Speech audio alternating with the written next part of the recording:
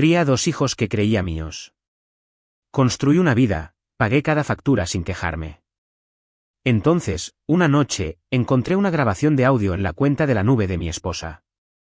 Su propia voz, tan tranquila como si nada, describía exactamente cómo me había estado utilizando durante años. Y el hombre a quien ella había estado protegiendo ya estaba dentro de mi casa hablando con mis hijos. Me llamo Evan Carmichael. Tengo 44 años. Soy dueño de un negocio de importación y exportación en Indianápolis. Principalmente piezas de automóviles y suministros industriales que llegan del extranjero y se envían a distribuidores por todo el Medio Oeste. No es glamuroso. Nadie escribe portadas de revistas sobre tipos como yo. Pero paga bien. Me mantiene ocupado. Y durante mucho tiempo, me impidió notar las grietas y todo lo demás.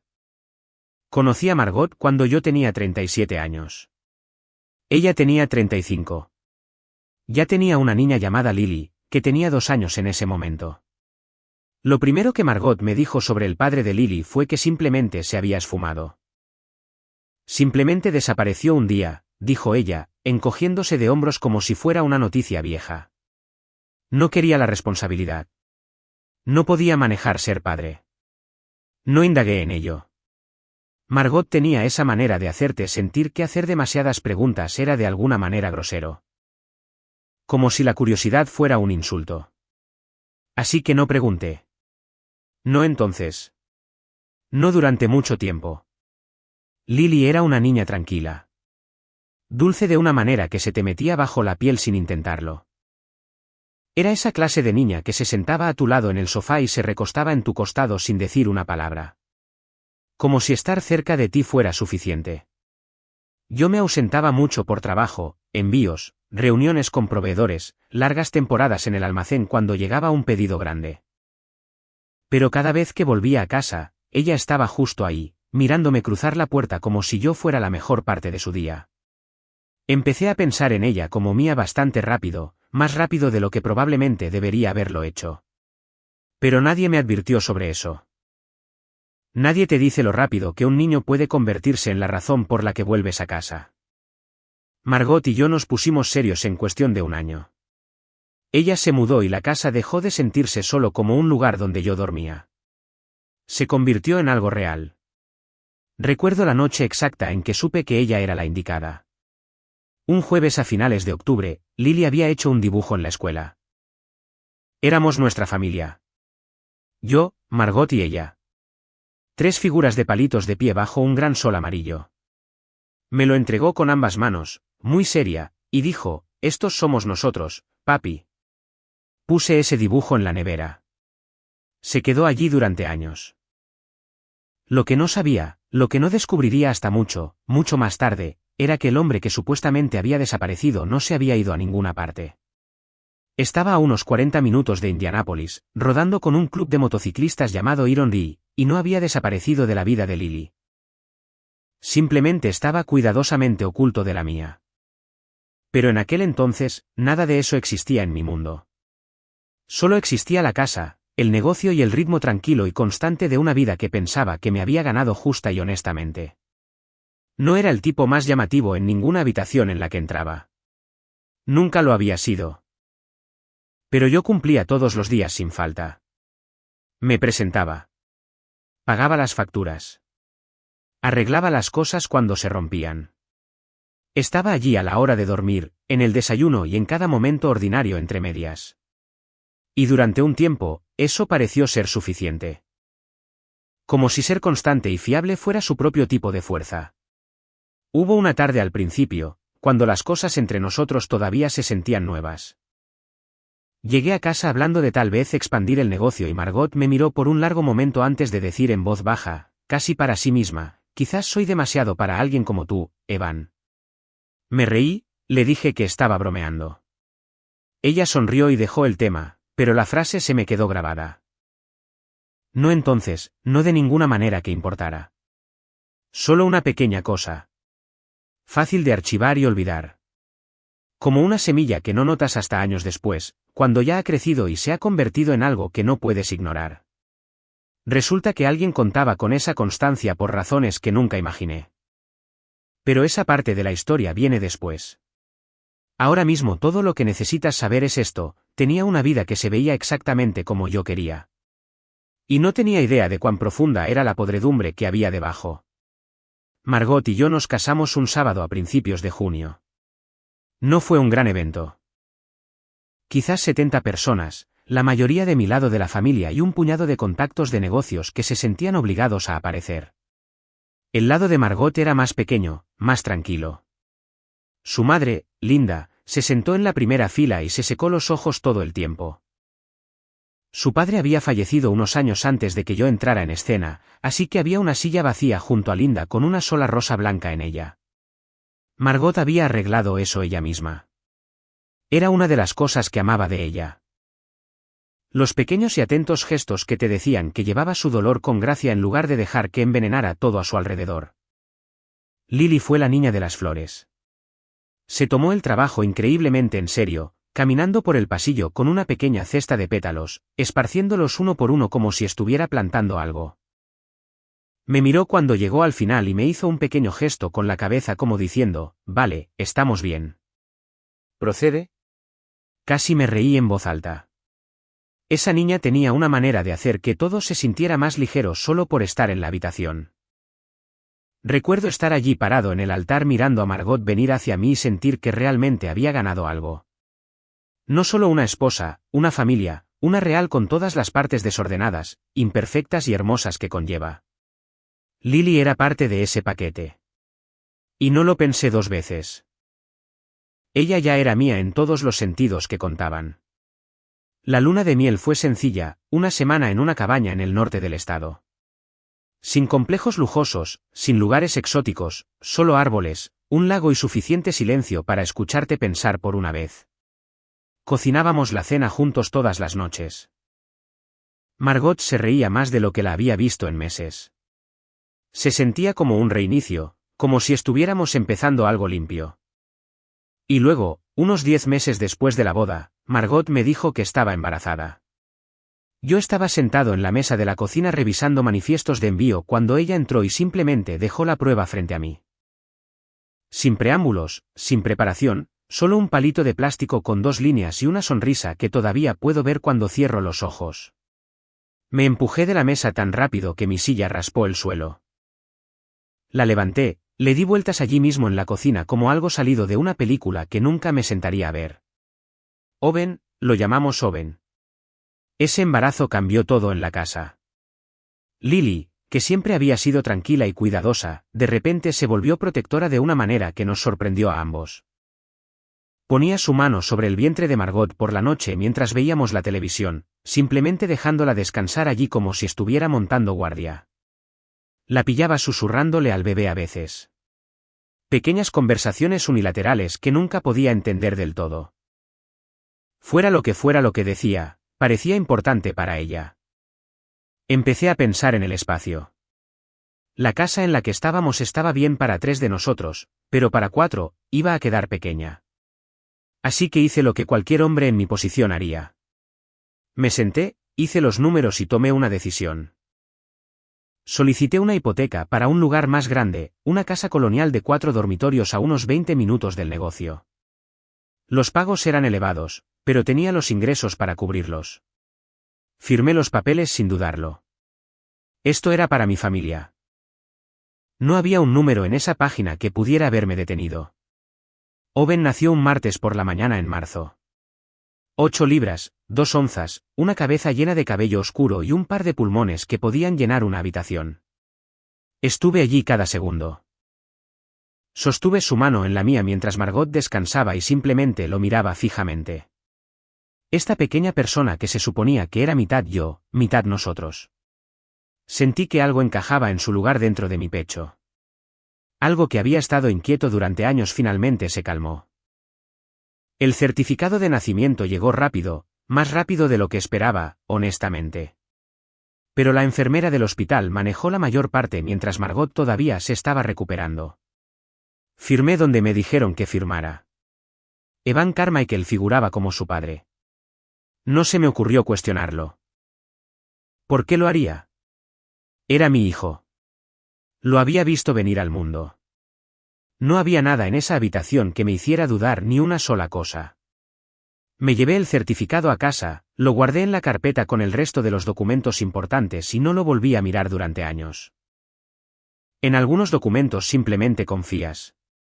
Se convierten en parte de los cimientos, y construyes todo sobre ellos sin comprobar nunca si el suelo debajo es sólido.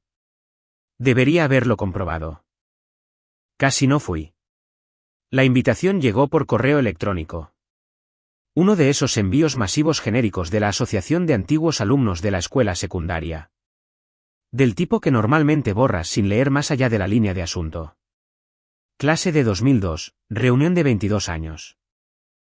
No es exactamente un hito alrededor del cual alguien planea unas vacaciones. Pero algo me hizo hacer clic. Quizás fue curiosidad. Quizás fue el hecho de que mi vida se había vuelto tan tranquila últimamente que incluso una mala idea sonaba como un cambio de aires. Margot y yo habíamos estado pasando por una racha. No peleando exactamente, más bien como si nos estuviéramos distanciando. Ella había estado pasando más noches fuera, clubes de lectura, noches de vino con amigas, una clase de yoga que de alguna manera siempre terminaba tarde. No le di mucha importancia. Llevábamos casados el tiempo suficiente como para suponer que solo era ella necesitando su propio espacio. Todos necesitan eso, así que lo dejé pasar de la manera en que dejaba pasar la mayoría de las cosas. En silencio y sin hacer un escándalo. La reunión se celebró en un salón de banquetes en el lado este de la ciudad. Un lugar genérico, nada elegante. Suelos laminados, una barra de pago y una lista de reproducción que no se había actualizado desde el baile de graduación. Me presenté solo. Margot había dicho que no se sentía bien esa noche. Y honestamente, no insistí. Tomé una cerveza, encontré una mesa cerca del fondo y pasé la primera media hora sintiendo a personas cuyos nombres apenas podía recordar. Fue entonces cuando lo vi. Estaba de pie cerca de la entrada, llenando una etiqueta con su nombre con una confianza casual, como si perteneciera allí, aunque algo en él se sentía ligeramente fuera de lugar. Alto, ancho de hombros, vistiendo una chaqueta de cuero que había visto días mejores, pero que de alguna manera parecía quedarle perfectamente. Escaneó la habitación como lo hace alguien cuando busca una cara específica. No cualquier cara familiar. Sus ojos se posaron en mí y sonrió. No una gran sonrisa, solo una pequeña y cómplice, como si hubiera encontrado exactamente lo que estaba buscando. Se acercó. Evan, ¿verdad? Evan Carmichael. Asentí lentamente. Sí. Te conozco. Vince Ulderman, dijo, extendiendo su mano. Me gradué un año después de ti. No coincidimos mucho, pero sé quién eres. Algo en la forma en que lo dijo me hizo hacer una pausa. No amenazante, solo deliberado, como si las palabras hubieran sido elegidas cuidadosamente. Hablamos un rato. Cosas superficiales al principio. Viejos profesores, como se veía la escuela ahora, lo habitual. Pero Vince seguía mirando hacia la entrada, revisando la puerta cada pocos minutos como si estuviera esperando que alguien específico entrara. No pensé nada al respecto. Algunas personas simplemente son inquietas. Y entonces entró Margot. Había cambiado de opinión, al parecer. Decidió aparecer después de todo. Llevaba un vestido azul oscuro que no había visto antes. Su cabello suelto sobre los hombros. Se veía bien. Mejor que bien.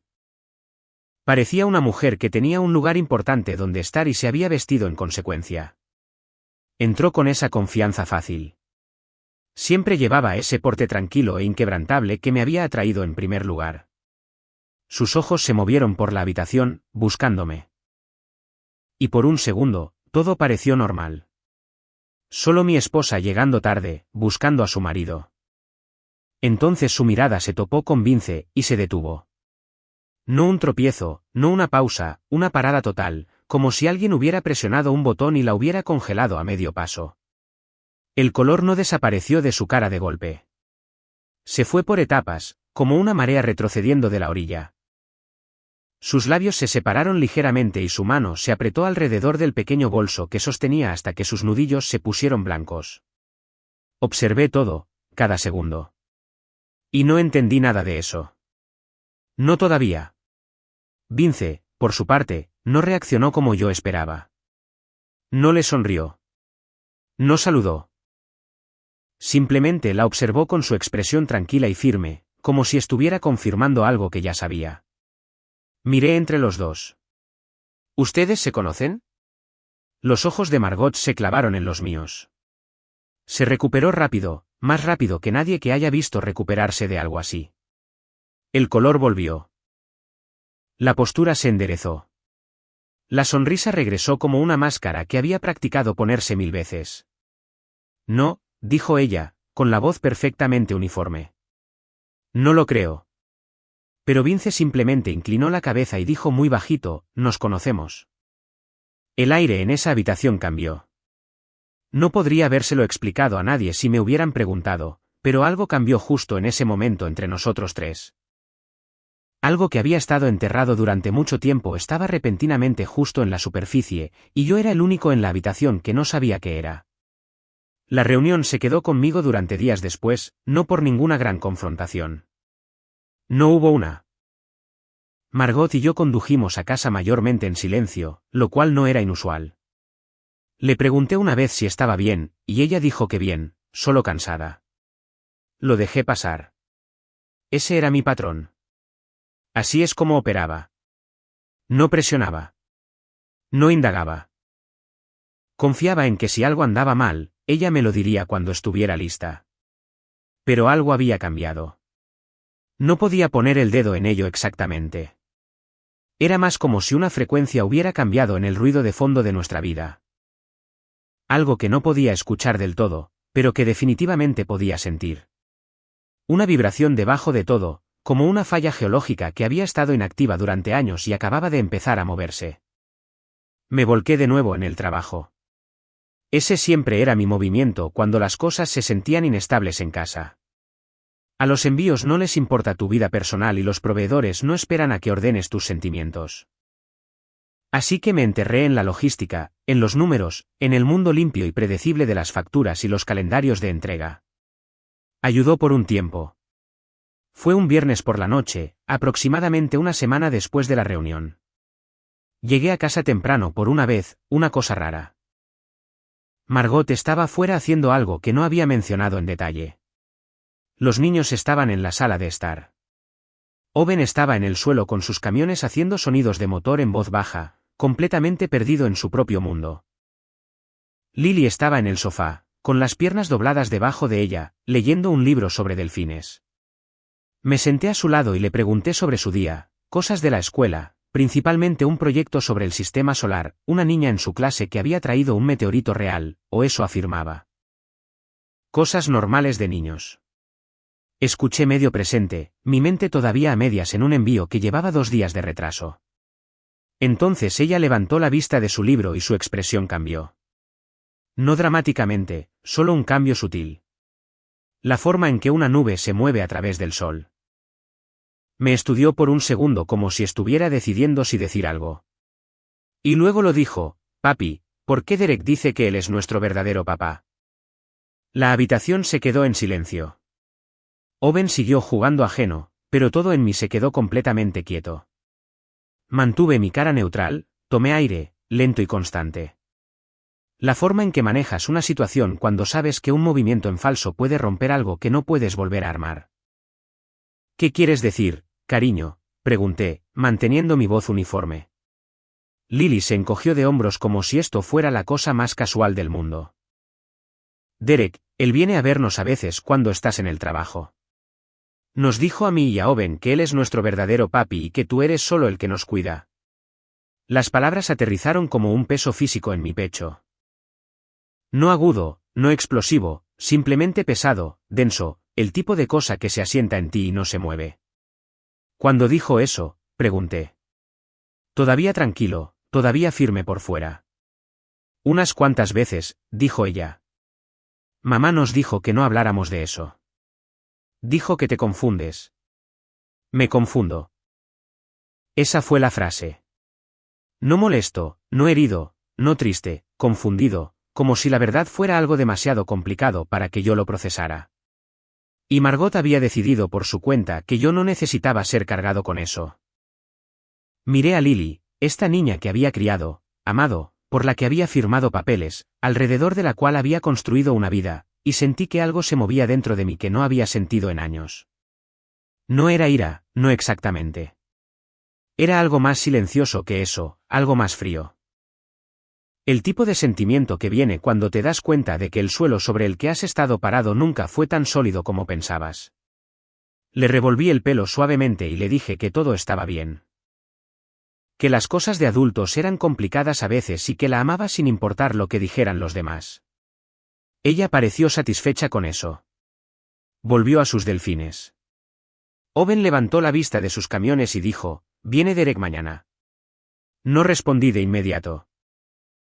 Simplemente me senté allí en el silencio de esa sala de estar y dejé que el peso de lo que acababa de aprender se asentara en los huesos de todo lo que creía saber. No dormí mucho esa semana después de lo que me dijo Lily. No porque me estuviera desmoronando. Quiero ser claro en eso.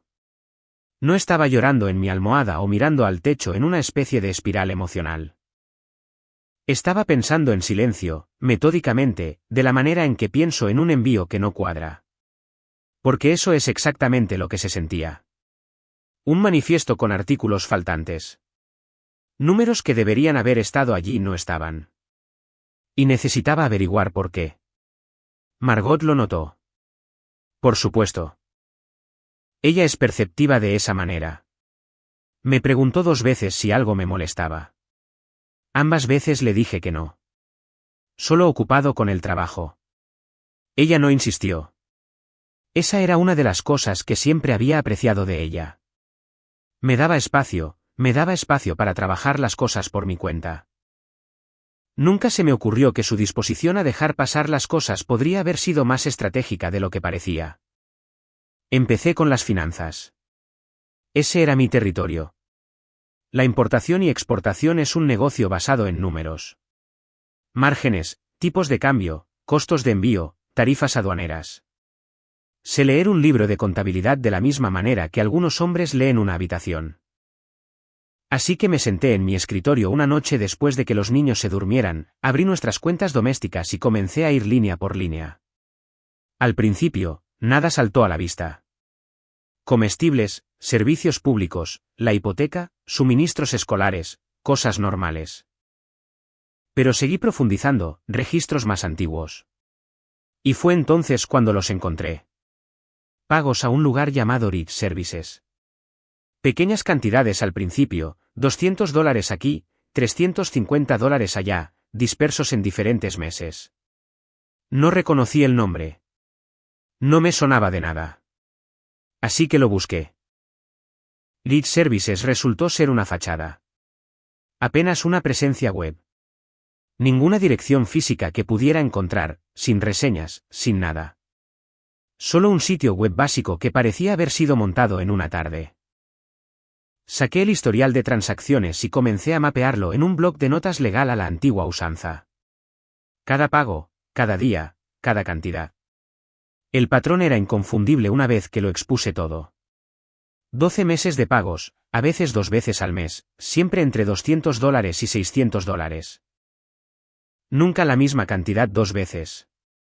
Como si alguien estuviera variando deliberadamente los números para evitar activar cualquier señal automática. En el transcurso de un año, sumó poco más de $5,400. Y eso fue solo un año. Fui más atrás, encontré más, diferentes cantidades, nombres ligeramente diferentes, mantenimiento RI, consultoría RS, las mismas cuentas debajo, los mismos números de ruta. Pasé 3 noches haciendo nada más que rastrear el dinero, cruzando fechas, construyendo una línea de tiempo en el bloc de notas que se extendía a través de 2 páginas completas. Para cuando terminé, había documentado más de $38,000 en pagos que abarcaban casi 3 años. $38,000 fluyendo de nuestras cuentas conjuntas a empresas que no existían, a un nombre que empezaba a sospechar que tenía todo que ver con Iron Lee. La parte enferma no era el dinero. Podía absorber el golpe financiero. El negocio era sólido y había construido un colchón suficiente para capear algo así sin hundirme. La parte enferma era la precisión de ello, el cuidado que se había puesto en ocultarlo. Esto no fue descuidado. Esto no fue impulsivo.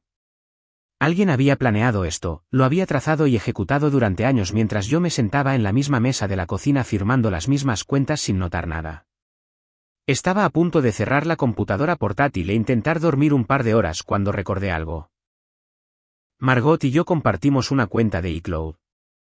Una de esas cosas que las parejas configuran al principio y en las que nunca vuelven a pensar. Fotos compartidas, calendarios compartidos. Le había dado acceso a todo cuando nos casamos porque así se veía la confianza para mí. Simple, total, incuestionable. Inicié sesión, abrí la sección de copias de seguridad y allí, enterrado bajo cientos de archivos guardados, había una grabación de audio fechada hace 14 meses. El nombre del archivo era algo genérico. Nota de voz 0314. No significaba nada por sí solo. Me puse los auriculares y le di al play. La voz de Margot llenó mis oídos, clara y tranquila. La forma en que sonaba cuando estaba relajada, cuando pensaba que nadie estaba escuchando, estaba hablando con alguien. No podía escuchar las respuestas de la otra persona, solo su lado de la conversación. Él nunca lo va a cuestionar, dijo ella. No mira los detalles. Confía en mí completamente. ¿Ese es el punto? Una pausa. Entonces solo necesitamos mantenerlo estable. No demasiado a la vez. Otros 6 meses, tal vez 8, y tendremos suficiente para hacer la jugada. Después de eso, no importa lo que encuentre. Mis manos estaban firmes sobre la computadora portátil. Mi respiración era constante. Pero algo dentro de mí se había vuelto muy, muy frío. El tipo de frío que no viene del aire. Viene de comprender todo de una vez. Que has sido engañado. No una vez, no por accidente, sino deliberadamente, cuidadosamente, durante un largo periodo de tiempo, por alguien que sabía exactamente cuánto confiaba en ella y lo usó como arma. Cerré la computadora portátil, me senté en la cocina oscura durante mucho tiempo. Luego tomé mi teléfono y llamé a Doug Kelly. Doug contestó al segundo tono, a pesar de que eran más de las 10 de la noche. Eso me dijo algo sobre el tipo de abogado que era. Le di la versión corta, lo suficiente para iniciar la conversación. Y me dijo que fuera a primera hora de la mañana. No confrontes a nadie, dijo. No cambies tu comportamiento. No le hagas saber que estás buscando. Solo preséntate mañana y trae todo lo que tengas. Hice exactamente eso. Durante los siguientes días, me moví con cuidado, en silencio. Fui a trabajar, volví a casa, jugué con los niños, cené con Margot como si nada hubiera cambiado. Pero por debajo, estaba construyendo un caso. Doug me guió a través de cada paso. Qué documentar, qué guardar, qué importaba legalmente y qué no. Fue metódico y directo, y aprecié ambas cualidades en igual medida. Fue el martes siguiente cuando apareció Derek Hall. Llegué a casa temprano de nuevo, había comenzado a cortar mis días a propósito, diciéndome a mí mismo que era para pasar más tiempo con los niños. Y lo era en parte, pero también era porque quería estar allí observando, prestando atención a las cosas a las que había pasado años sin prestar atención. Estaba en el garaje reorganizando algunas cajas de envío que traje del almacén cuando lo escuché. El inconfundible estruendo de un motor de motocicleta deteniéndose afuera. No rápido, no agresivo, solo lento y deliberado, como alguien que quería ser escuchado sin hacer una escena. Caminé hasta el final del camino de entrada y miré hacia afuera. Una motocicleta negra, pulida pero muy usada, al ralentí en la acera. El hombre en ella era grande, de hombros anchos, cabello oscuro peinado hacia atrás, vistiendo una chaqueta sencilla sobre lo que parecía un chaleco del club debajo. No estaba mirando la casa. Me estaba mirando a mí. Apagó el motor, se sentó allí por un momento, luego se quitó el casco, se lo puso bajo el brazo e hizo contacto visual. Lo sostuvo. Sin amenazar, sin retroceder tampoco. Simplemente firme, presente. Evan Carmichael, gritó. Lo suficientemente alto para que se oyera, pero no lo suficiente para ser un grito. Ese soy yo, dije. No me moví de donde estaba parado. No cambié mi postura. Simplemente lo observé de la forma en que observas algo de lo que aún no estás seguro. Me llamo Derek Hall, dijo. Pasó la pierna por encima de la moto y se puso de pie en toda su altura. Era más alto de lo que esperaba. Creo que tenemos que tener una conversación. De hombre a hombre. Lo estudié por un largo momento. Asimilé la chaqueta, la moto, la forma en que se sostenía. Relajado pero firme, como un hombre que estaba acostumbrado a ser el centro de las cosas. Este era el hombre, del que Lily había hablado, el que había estado entrando en mi casa mientras yo estaba en el trabajo, sentándose en mi sala de estar, hablando con mis hijos sobre cómo él era su verdadero padre. Y aquí estaba en mi puerta, pidiendo conversación. ¿Sobre qué exactamente? Pregunté. Nivel tranquilo, sin darle ni una sola pulgada. Inclinó la cabeza, casi sonrió. Sobre algunas cosas que están a punto de cambiar. No lo invité a entrar. No lo necesitaba. Simplemente me quedé allí y dejé que hablara porque ya sabía más de lo que él pensaba que sabía. Y ya estaba 3 pasos por delante de lo que sea que estuviera a punto de decir. Hablamos durante quizás 15 minutos. Nada explosivo. Derek expuso su versión de las cosas a grandes rasgos. Dijo que le importaban los niños. Dijo que la situación se había complicado. Dijo que esperaba que pudiéramos manejarlo como adultos. Escuché, asentí en los lugares correctos, no le di nada con lo que trabajar. Cuando se fue, entré directamente y escribí todo lo que había dicho. Palabra por palabra, tan cerca como pude recordar.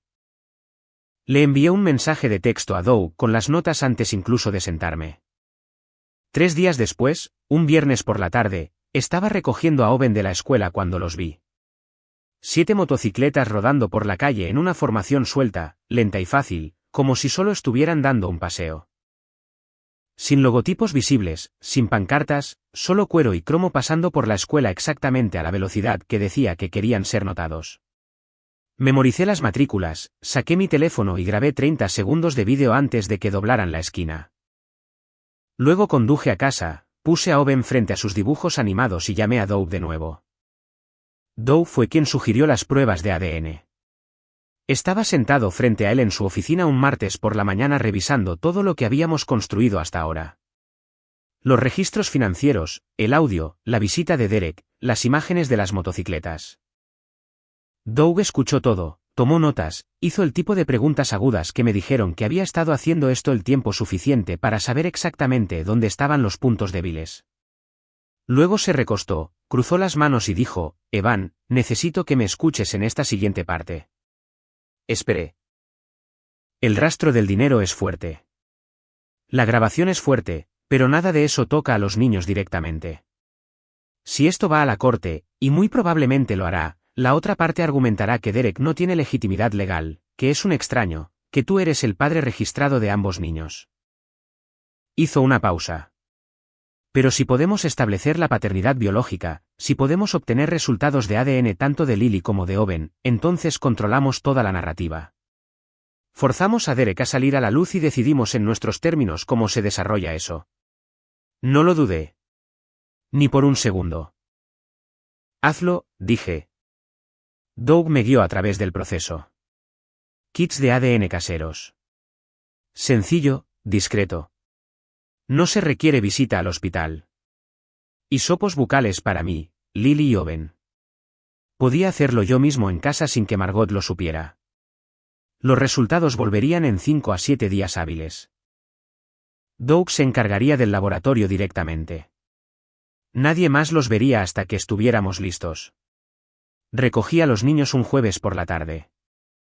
Los mantuve en mi camioneta hasta el viernes por la noche cuando Margot había llevado a Owen a su práctica de fútbol y Lily estaba en una fiesta de pijamas en casa de una amiga. Una casa vacía, privacidad total. Hice mi propio hisopo primero. Rápido, fácil, casi mecánico. Luego esperé a que Owen llegara a casa. Entró por la puerta con su camiseta de fútbol, todavía zumbando por el juego, con la boca llena de preguntas sobre si podía tomar un refrigerio.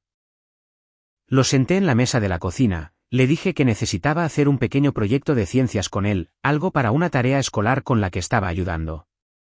Pensó que era genial. Abrió la boca de par en par sin ningún alboroto. Hice el hisopo en unos 3 segundos. Apenas se dio cuenta. El de Lily fue más complicado. Tuve que recogerla de la fiesta de pijamas a la mañana siguiente y encontrar una razón para hacerlo en el coche de camino a casa. Le conté la misma historia, un proyecto, algo divertido. Ella se mostró escéptica de la manera en que los niños de 9 años son escépticos de cualquier cosa que suene demasiado fácil, pero cooperó. 2 minutos después, tenía lo que necesitaba. Entregué las muestras a Doug esa misma tarde. Los siguientes 5 días fueron algunos de los más largos de mi vida. No porque no supiera ya en algún lugar profundo lo que iban a decir los resultados. Lo sabía todo. Las palabras de Lily, la presencia de Vince en la reunión, la reacción de Margot cuando lo vio, el dinero, la grabación, todo apuntaba en una dirección. Pero saber algo en tus entrañas y verlo confirmado en un papel son 2 cosas completamente diferentes. Una la puedes empujar hacia abajo, la otra no. Mantuve mi rutina cerrada herméticamente. Trabajo, casa, niños, cena, cama.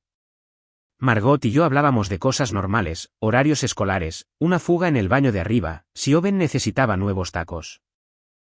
La observaba al otro lado de la mesa de la cena todas las noches e intentaba leer su rostro, trataba de encontrar las costuras donde terminaba la actuación y comenzaba la persona real.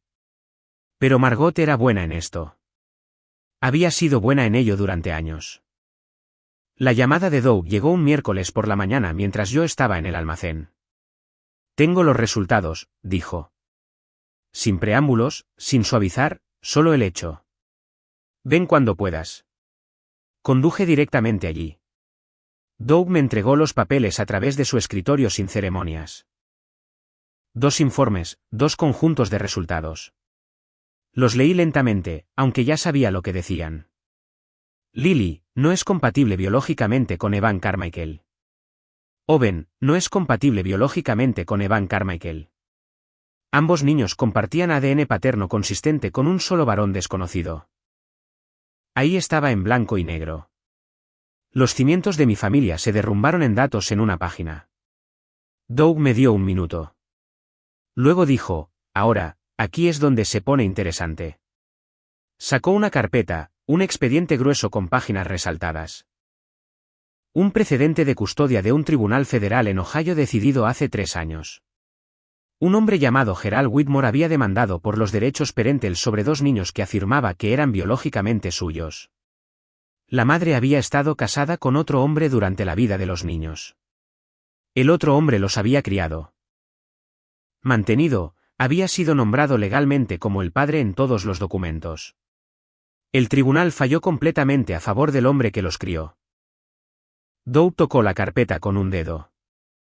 El padre biológico, Whitmore, argumentó que la genética debería anular todo lo demás. El tribunal no estuvo de acuerdo. Dijeron que los derechos parentales no se tratan solo de biología. Se trata de presencia, inversión y legitimidad legal. Whitmore no tenía ninguna de esas cosas. Había estado ausente de la vida de los niños por completo. El tribunal lo despojó de cualquier reclamo. Miré a Doug. Derek no ha estado totalmente ausente. No, dijo Doug, pero nunca ha sido reconocido legalmente. Nunca pagó un centavo para su manutención. Nunca presentó un solo documento reclamando paternidad. ¿Y tú adoptaste a Lily? Estás en el certificado de nacimiento de Owen. Tú has sido quien los ha criado, manteniéndolos. Apareciendo todos los días. Mantuvo mi mirada. Usamos eso. Usamos todo eso. Me senté con eso por un largo momento. Luego asentí. ¿Cuál es nuestro próximo movimiento? Doug sonrió. La primera vez que lo veía hacerlo. Esperamos a que él haga el suyo. No tuvo que esperar mucho. Sucedió un lunes por la mañana. Ya estaba en el almacén a mitad de una verificación de suministros cuando sonó mi teléfono. Número desconocido. Casi lo dejo ir al buzón de voz, pero algo me hizo contestar. Sr. Carmichael, soy Patricia Hayden, la coordinadora de la oficina principal de la escuela de Liddy y Owen. Se me cayó el estómago antes de que terminara la frase. No por su tono. Era tranquilo, profesional, sino por el simple hecho de que la escuela nunca llamaba a menos que algo anduviera mal. Tenemos una situación aquí esta mañana, dijo. Su esposa vino hace unos 20 minutos para retirar a ambos niños.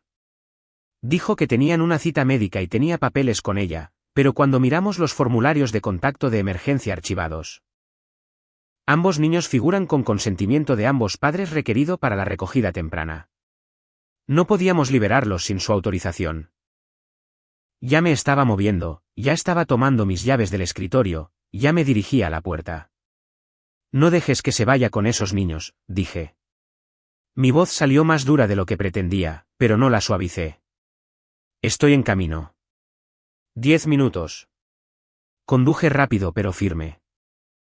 Sin movimientos imprudentes, sin pánico, solo concentración. El tipo de atención aguda y limpia que viene cuando todo lo que te importa está sentado en un lugar y alguien está tratando de quitártelo. Entré en el estacionamiento de la escuela. Margot todavía estaba allí, de pie cerca de la entrada principal, con el bolso en una mano, el teléfono en la otra, hablando con Patricia a través de la puerta de vidrio con una expresión que reconocí, la que usaba cuando intentaba encantar su camino más allá de un obstáculo. La sonrisa pulida, el tono paciente, la forma en que te hacía sentir que tú eras el que estaba siendo irrazonable. No estaba funcionando. Patricia se mantuvo firme al otro lado de la puerta, con las manos cruzadas, disculpándose, pero inamovible. Me acerqué y me detuve a unos metros de Margot. Ella se volvió, y por primera vez desde que todo esto comenzó, vi que su máscara se deslizaba, solo por un segundo, el tiempo suficiente para que yo viera lo que había debajo. No ira, no desafío, miedo. Evan, dijo ella, recuperándose rápido. Yo solo estaba. Sé lo que estabas haciendo, dije. ¿Nivel tranquilo? La forma en que hablas cuando no necesitas levantar la voz para hacer que tu punto aterrice y no va a funcionar. Abrió la boca para responder, pero la corté. No groseramente, solo limpiamente. Patricia, dije, volviéndome hacia la mujer en la puerta. ¿Puedes dejar salir a los niños? Yo me encargo desde aquí. La puerta se abrió. Lily salió primero, con la mochila rebotando, y se detuvo cuando nos vio a ambos parados allí. Miró entre nosotros, leyendo la habitación como lo hacen los niños, instintivamente cuando sienten que algo anda mal, pero no pueden nombrarlo. Owen estaba justo detrás de ella, más tranquilo, observando a Margot con una expresión que era difícil de leer. Me arrodillé para estar a su nivel, les sonreí, no forzado, real, porque verlos era lo que más importaba. Todo lo demás, Margot, los abogados, la lucha por delante, todo eso era solo la maquinaria para llegar a este momento. Este de aquí. Hola chicos, dije, ¿qué tal si vamos a desayunar? Solo nosotros tres. Owen me miró, luego a Margot, luego de vuelta a mí, y luego dijo algo que llevaré conmigo por el resto de mi vida. Papi, vas a mantenernos a salvo. Puse mi mano en su hombro, la mantuve allí firme y constante. Siempre, dije, pase lo que pase. Margot no dijo una palabra más. Se dio la vuelta, caminó hacia su coche y se fue. La vi irse, luego me levanté, tomé la mano de Owen en la mía y llevé a mis hijos hacia la camioneta. Lily se apoyó en mi costado mientras caminábamos. Y por un momento, solo un momento, todo lo demás desapareció. Solo estaba el estacionamiento, el sol de la mañana y el peso de dos manos pequeñas en las mías. Los abroché, salí del estacionamiento y llamé a Doug antes de llegar a la carretera principal. La audiencia se fijó para un jueves a finales de octubre. Doug pasó las 2 semanas previas asegurándose de que cada pieza de evidencia fuera hermética. Los registros financieros organizados cronológicamente en una sola carpeta. La grabación de audio respaldada en 3 dispositivos separados. Los resultados de ADN certificados y firmados por el laboratorio. Las imágenes de Iron Ree pasando por la escuela. La visita de Derek a la casa documentada en mis propias notas escritas a mano con marca de tiempo y atestiguadas por Doug mismo después del hecho. Y la prioridad, el precedente de Whitmore de Ohio, que Doug había marcado, resaltado y preparado un resumen escrito para el juez. La noche antes de la audiencia, Vince Olderman me llamó. Casi no contesté. Solo habíamos hablado 2 veces desde la reunión.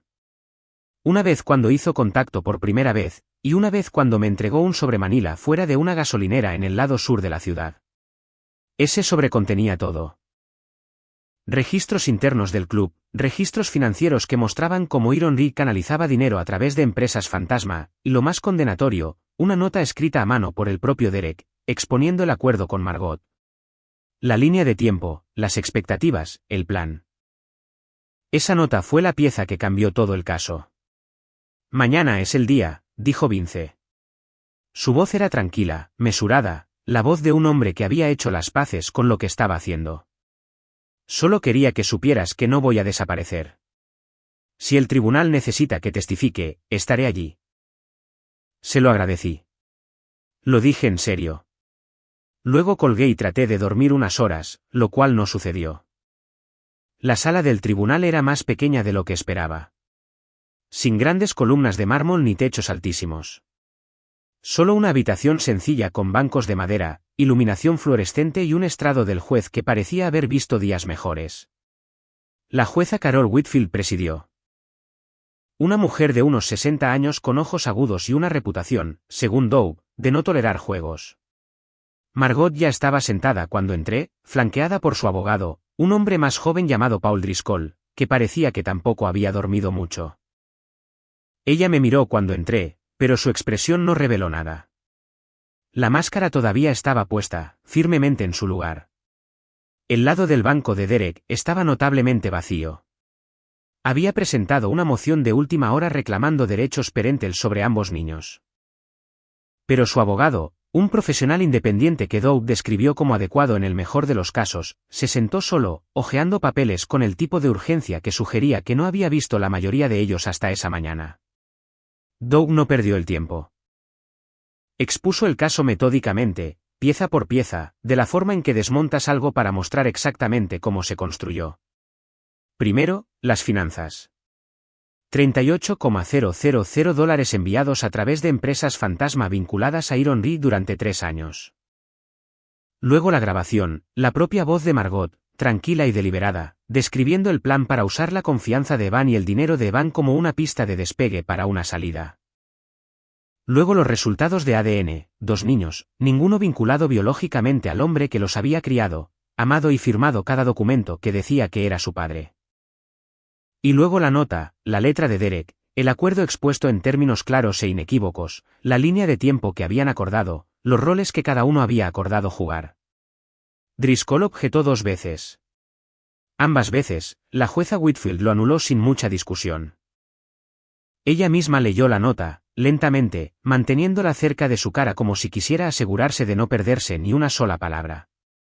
Cuando la dejó, su expresión no había cambiado, pero algo en la habitación cambió. El tipo de cambio que sientes más de lo que ves. El abogado de Derek hizo su argumento de que la biología debería tener peso, que Derek tenía una relación con los niños, que la situación era más complicada de lo que sugerían los papeles. La jueza Whitfield le permitió terminar. Luego hizo una pregunta. Consejero, ¿puede presentar un solo documento, un certificado de nacimiento, una solicitud de adopción, una orden judicial, algo que establezca legalmente a su cliente como padre de cualquiera de estos niños? El silencio que siguió fue respuesta suficiente. La jueza Whitfield tomó un receso de 20 minutos. Cuando regresó, tomó asiento, miró a ambos lados de la sala del tribunal y comenzó a leer su fallo. Custodia total para Evan Carmichael, ambos niños. Moción de derechos parentales de Derek Hall denegada. Cualquier reclamo futuro prohibido a menos que vaya acompañado de un procedimiento legal formal que establezca la paternidad desde cero. Un proceso que, dado el precedente y el historial documentado de ocultación, sería una batalla cuesta arriba en el mejor de los casos. El abogado de Margot no discutió, ni siquiera se puso de pie. Me senté en esa sala del tribunal y no me moví durante mucho tiempo. Después de que la jueza Whitfield abandonó el estrado, Doug puso una mano en mi hombro y dijo, «Ganaste, Evan». Y asentí porque tenía razón. Pero ganar no se sintió como pensé que lo haría.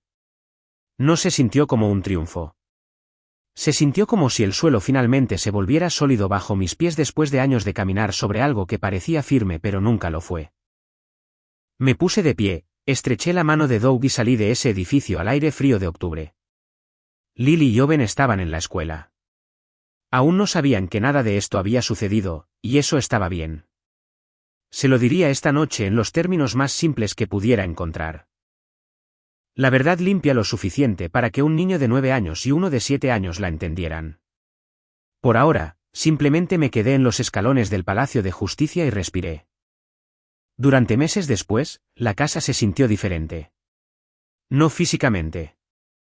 Las mismas paredes, los mismos muebles, la misma cocina donde me había sentado noches enteras leyendo extractos bancarios hasta que me ardían los ojos.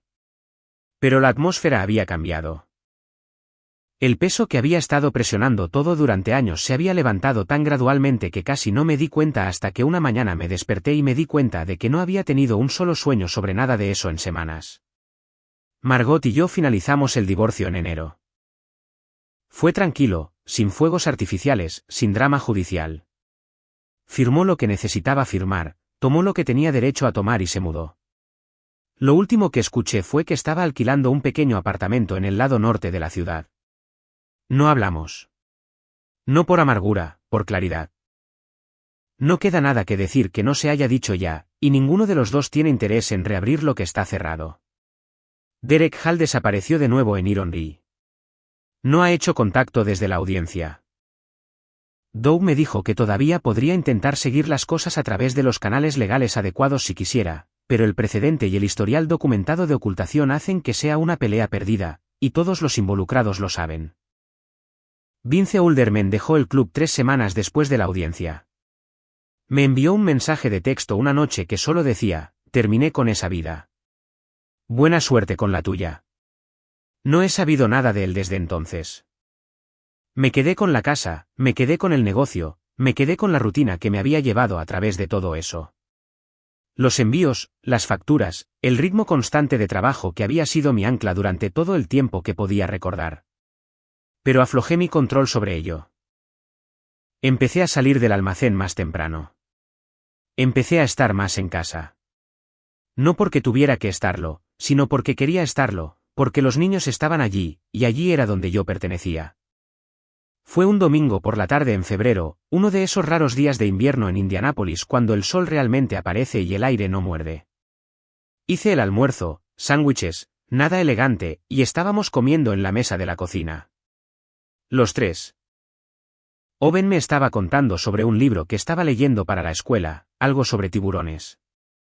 Había estado en una racha de tiburones durante 2 semanas y no mostraba signos de desacelerar.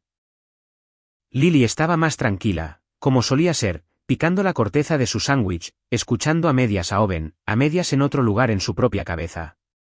Ella hacía eso a veces, se dejaba llevar por su propio mundo y se quedaba allí por un tiempo. Había aprendido a no sacarla de allí. Ella siempre volvía por su cuenta, y lo hizo. Justo en medio del monólogo de tiburones de Owen, Lily me miró, estudió mi cara por un momento como si estuviera comprobando algo. Entonces dijo, papi, tú sabías lo de Derek. Lo sabías todo el tiempo, ¿verdad? Dejé mi sándwich, la miré directamente, como siempre lo hacía cuando me preguntaba algo real. Sí, dije. Lo supe por un tiempo. Y te quedaste de todos modos, dijo ella. No una pregunta. Sí, dije de nuevo. Me quedé. Ella asintió como si eso confirmara algo que ya había decidido que era verdad. Luego volvió a su sándwich y Owen volvió a sus tiburones. Y la tarde siguió avanzando como lo hacen las tardes. Tranquila, ordinaria, nada destacable. Pero me senté allí en esa mesa en medio de todo y sentí que algo se asentaba en un lugar dentro de mí que había estado desalineado durante mucho tiempo. No felicidad exactamente, aunque eso era parte de ello. Algo más profundo que la felicidad. Algo más cercano a estar de pie sobre tierra firme por primera vez en años y saber, realmente saber, que no se iba a ir a ninguna parte. Owen levantó la vista de su plato y dijo, papá, ¿sabías que los tiburones pueden oler una sola gota de sangre a 1 milla de distancia? ¿Es eso cierto? Dije. Sí, es una locura. Me reí. Una risa real, del tipo que viene sin previo aviso y sin esfuerzo. Y por el resto de ese domingo, esa risa se quedó conmigo. Una pequeña y tranquila prueba de que lo peor ya había pasado. Y pasara lo que pasara después, yo estaría listo para ello.